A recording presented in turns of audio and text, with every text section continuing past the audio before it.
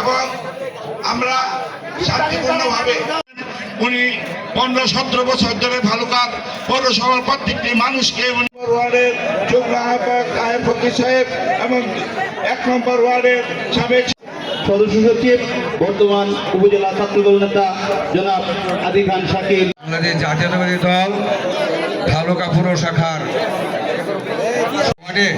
এই প্রান্ত থেকে ওই প্রান্ত ঘুরে বেড়ান মানুষের।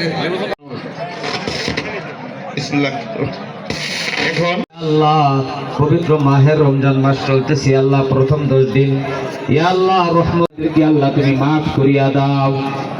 আয় রব্বুল আলামিন, ইয়া আল্লাহ ভারপ্রাপ্ত চেয়ারম্যানের যে নির্দেশনা, আমরা ঐক্যবদ্ধ থাকবো।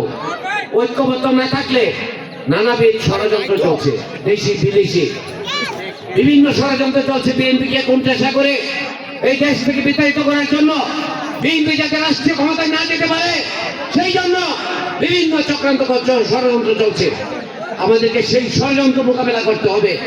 আমরা নিজেরা যাতে আমাদেরকে মোকাবেলা না করতে হয়, সেই জন্য এখন সময় এসেছে আমাদের ঐক্যবদ্ধ হওয়ার। আমি ঐক্যের ডাক দিয়েছি, আপনারা সকলে ঐক্যবদ্ধ থাকবেন। আগামীতে আমরা ঐক্যবদ্ধভাবে সমস্ত কর্মসূচি পালন করবো ইনশাল্লাহ। আমি আর বিশেষ কিছু না বলে ইফতারি